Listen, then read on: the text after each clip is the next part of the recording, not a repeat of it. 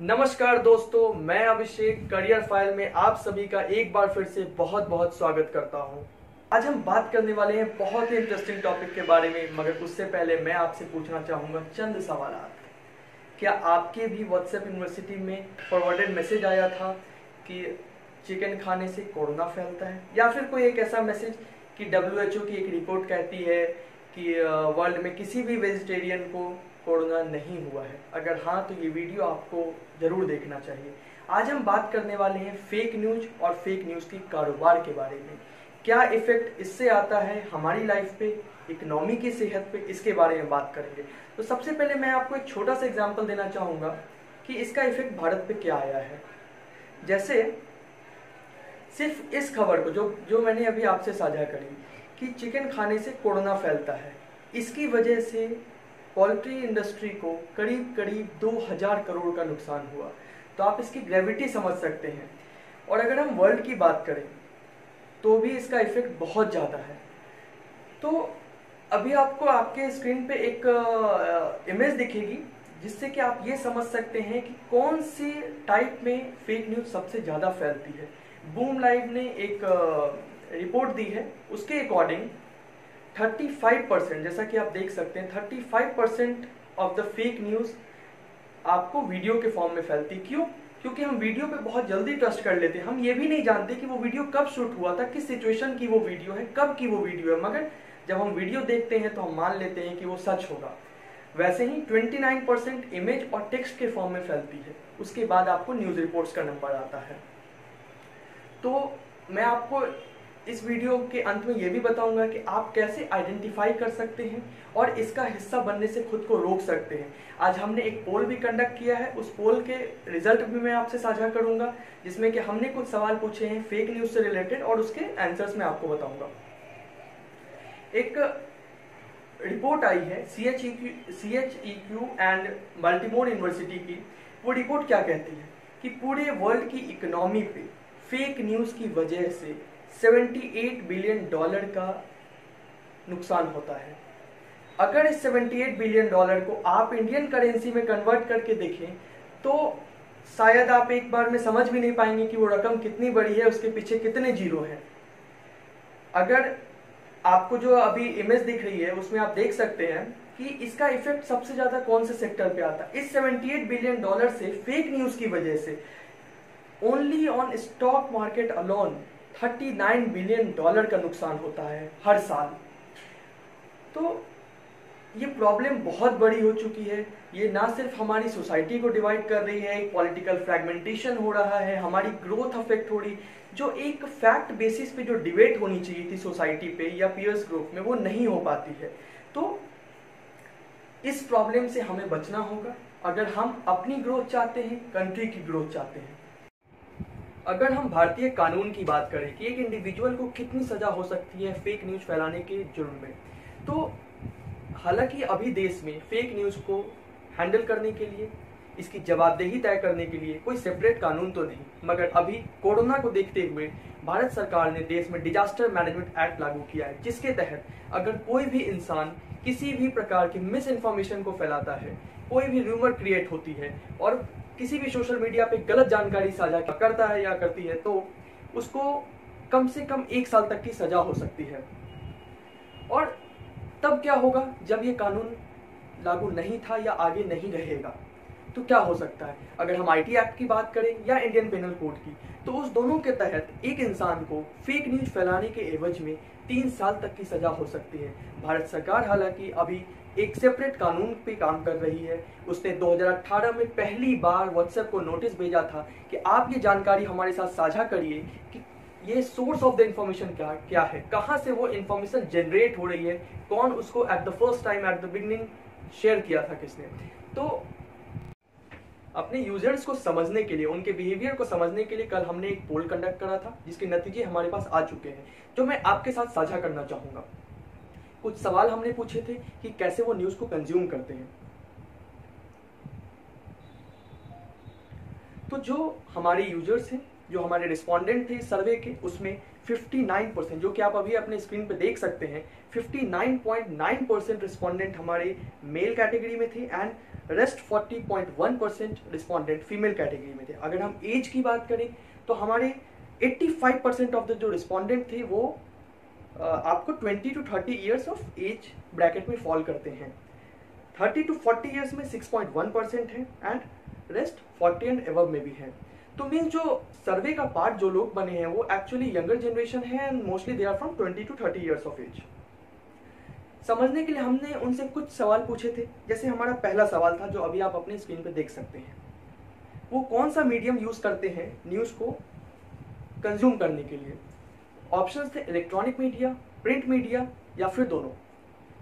63.3% of the respondent electronic media both use करते हैं, both medium पे यूज करते हैं। जबकि अगर हम बात करें सेपरेटली इलेक्ट्रॉनिक मीडिया की तो वो 34% है।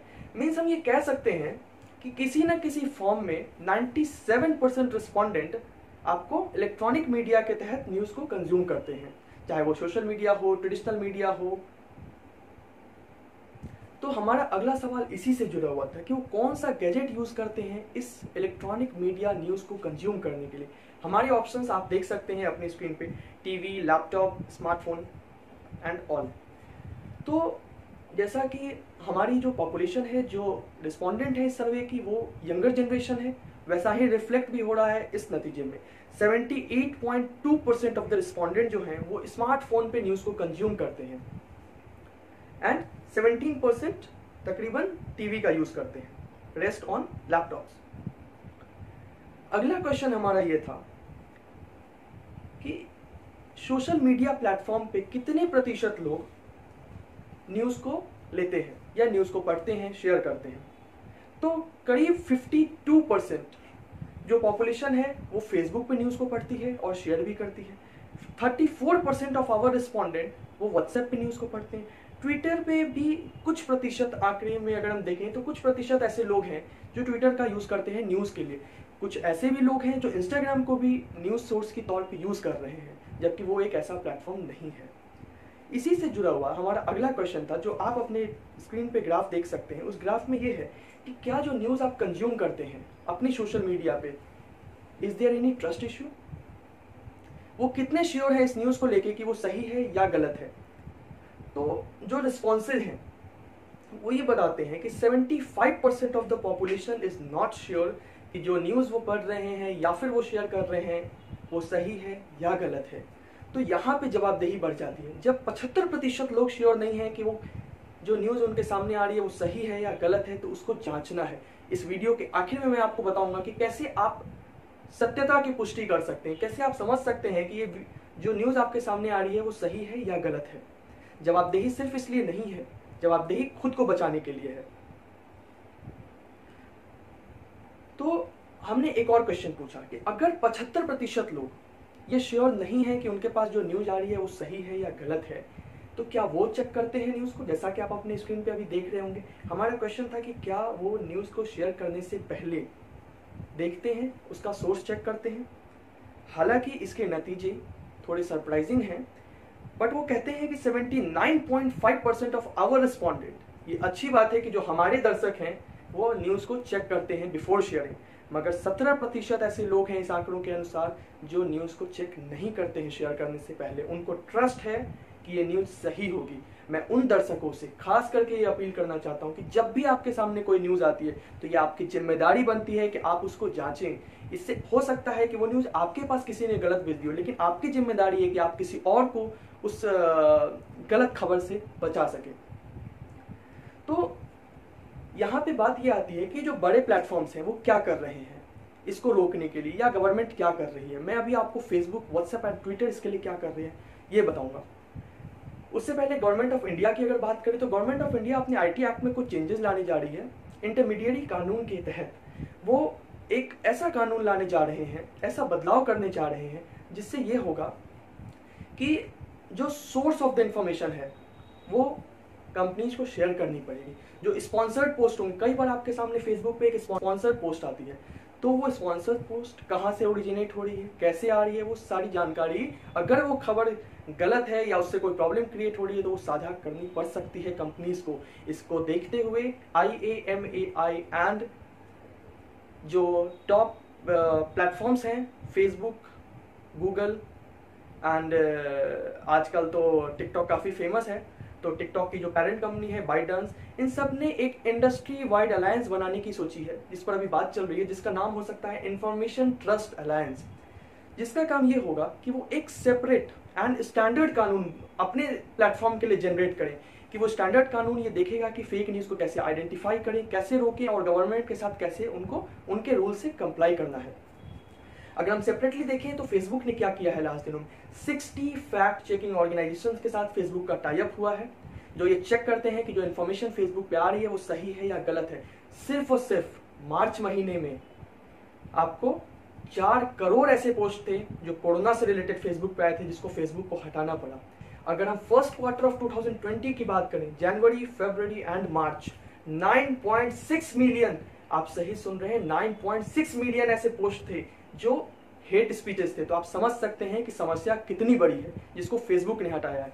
व्हाट्सएप पे आजकल आप एक चेंज नोटिस कर पा रहे होंगे कि आप जैसे पहले शेयर कर पाते थे किसी भी मैसेज को, आप वैसे अब नहीं कर पाते हैं। कुछ रिस्ट्रिक्शंस है, जैसे कि रिस्ट्रिक्शन पहले ये थी कि आप 5 लोगों को शेयर कर सकते हैं। अगर वो इन्फॉर्मेशन आपकी है, आपने वो मैसेज लिखा है, आप 5 लोगों को एक बार शेयर कर सकते हैं। लेकिन अगर कोई मैसेज आपके पास आ रहा है जो बहुत ज़्यादा फॉरवर्डेड है, तो व्हाट्सएप ने ऐसा किया है कि you can only share that information with 1 people at a point of time.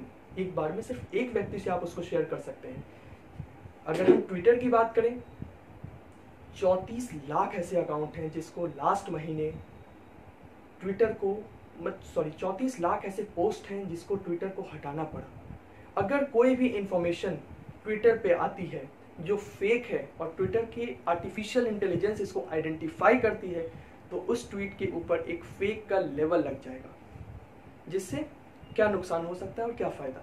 फ़ायदा ये हो सकता है कि जो आगे जो उसके कंज्यूमर्स हैं उस न्यूज़ के, वो उससे बच सकते हैं, मगर आपकी जो इंटीग्रिटी है उस पर क्वेश्चन क्रिएट हो सकता है, इसलिए इससे बचिए। जैसा कि मैंने आपसे वीडियो के स्टार्टिंग में बात की थी कि मैं आपको ये बताऊंगा कि आप कैसे आइडेंटिफाई कर सकते हैं। मैं आपके साथ शेयर करने जा रहा हूँ क्रैप टेस्ट। क्रैप टेस्ट जो कैलिफोर्निया स्टेट यूनिवर्सिटी ने पहली बार डेवलप किया था। हालांकि ये जो टेस्ट है ये अकेडमिक एंड रिसर्च पर्पस के लिए यूज होता है, बट आप इसको अदर पर्पसेस के लिए भी यूज कर सकते हैं। Crap, CRAAP, C for currency, R for relevance, A for authority, next A accuracy and last P purpose. एक एक करके इसके बारे में बात करते हैं। आपको लग रहा होगा कि क्या आपको इतनी मेहनत करनी होगी किसी खबर को जांचने के लिए? सुनने में बड़े बड़े टर्म्स हैं, मगर आप इसको आसानी से कर सकते हैं। सबसे पहले करेंसी। यहाँ करेंसी का मतलब पैसा नहीं है, यहाँ करेंसी का मतलब है इंफॉर्मेशन। क्या जो इंफॉर्मेशन आपके सामने आ रही है वो रिसेंट है या नहीं है, उसकी टाइमिंग क्या है, वो कौन सी वेबसाइट के तहत आ रही है आपके पास, आपको ये देखना है। आप अगर सिर्फ और सिर्फ टाइम पे नजर डालेंगे तो आपको कई सारी इंफॉर्मेशन की सच्चाई समझ में आएगी, और वो सोर्स क्या है इंफॉर्मेशन का, कौन सी वेबसाइट आ रही है, तो आप उसके लिंक पे विजिट करके देख सकते हैं कि वो कितनी सही है। अगर हम अपने सेकंड रिलेवेंस की बात करें, रिलेवेंस का यहाँ पे मतलब है यूनिकनेस। आपकी जरूरत के अनुसार आपकी नीड जो है, क्या उसके अकॉर्डिंग ये इंफॉर्मेशन है या नहीं है, आपको ये देखना है। ऑथोरिटी जो बहुत इंपॉर्टेंट है, आपको ये देखना है जो खबर आपके सामने आ रही है उसे किसने लिखा, कब लिखा, किसने पब्लिश किया, कौन स्पॉन्सर करता है। अभी जस्ट पहले मैंने आपसे बात की थी कि फेसबुक पे कई सारे आपके सामने कई ऐसे पोस्ट आते हैं जो स्पॉन्सर्ड होते हैं, तो आपको ये देखना है कि वो कौन पब्लिश कर रहा है, वो स्पॉन्सर्ड पोस्ट है तो वो सही है या गलत है। अगर आप सिर्फ और सिर्फ उसके मीन्स देखेंगे कि किसने लिखा है, कहाँ लिखा है, कब लिखा है, तो आपको उसकी सच्चाई कहीं ना कहीं मीम के रूप में आने वाले न्यूज़ पे तो ट्रस्ट बिल्कुल ना करें। अगर आपके सामने मीम के रूप में कोई मैसेज आता है, एंजॉय कर सकते हैं, मगर उसको आगे मत बढ़ाइए। अगर उसकी सत्यता की आपको पुष्टि करनी है तो उसको आप उसी इंफॉर्मेशन को किसी और सोर्स से चेक करिए। अगर एक ही इंफॉर्मेशन मल्टीपल सोर्स से आपको दिख रही है तो इट मीन्स कि दैट इंफॉर्मेशन इज करेक्ट। अगर हम बात करें एक्यूरेसी की, कैसे पता चलेगा, मान लीजिए आपने अथॉरिटी तक चेक कर लिया, किसने पब्लिश किया, क्या किया, कैसे पता चलेगा कि अगर किसी अच्छे सोर्स ने पब्लिश किया है तो वो इंफॉर्मेशन सही ही है? ये आप पता कर सकते हैं। जैसे आपने ये देखना है कि क्या सोर्सेज यूज किए गए। कई बार आपने न्यूज में ये नोटिस किया होगा कि आपके सामने आता है कि इस व्यक्ति ने ये बात बोली है, वो कोट करते हैं, ये है सोर्स। या फिर कुछ इंफॉर्मेशन में डेटा होता है, मान लीजिए WHO का डेटा ये कहता है, तो वो सोर्स क्या है, क्या वो सोर्स सही है, उसमें बायसनेस तो नहीं है, कहीं इस डेटा को इस तरीके से प्रेजेंट तो नहीं किया गया है कि मीन्स वो कोई और मीनिंग पोर्ट्रे करती है। Last is purpose. पर्पस मैं इसको सबसे इंपॉर्टेंट मानता हूँ। किसी भी इंफॉर्मेशन की, किसी भी मैसेज की, किसी भी न्यूज़ की एक पर्पस होती है। और यहाँ पे पर्पस का मतलब क्या है, आपको ये समझना है कि वो कॉमर्शियल है, रिलीजियस है, पॉलिटिकल है, स्पॉन्सर्ड है, ये देखना बहुत जरूरी है। आप अपनी सोसाइटी में अभी ये देख पा रहे होंगे कि पॉलिटिकल फ्रैगमेंटेशन हो रहा है। सोसाइटी एक गलत इंफॉर्मेशन की वजह से डिवाइड हो जाती है। गलत इंफॉर्मेशन तो वो भी थी कि अगर बांद्रा से ट्रेन चलेगी यूपी और बिहार के लिए, वो भी एक अफवाह थी। उस अफवाह की वजह से सोशल डिस्टेंसिंग के नियम खत्म हो गए। तो इसीलिए आपको ये देखना और समझना बहुत जरूरी है। तो पर्पस देखिए, कहीं वो पॉलिटिकल पोस्ट तो नहीं है, पॉलिटिकल पोस्ट है तो ठीक है, आप देख सकते हैं कि वो सही है या गलत है, रिलीजियस डिवाइड तो नहीं क्रिएट करता है। तो इसी के साथ ये हमारा क्रैप टेस्ट खत्म होता है, currency, relevance, authority, accuracy and purpose. I hope कि आपको ये वीडियो हेल्पफुल लगा होगा। अगर आपको ये वीडियो अच्छा लगा, इस वीडियो को लाइक करें, हमारे चैनल को सब्सक्राइब करें and please share it with your friends and family. Thank you so much. And हाँ, आगे से आपको फेक न्यूज़ का हिस्सा नहीं बनना है। Thank you.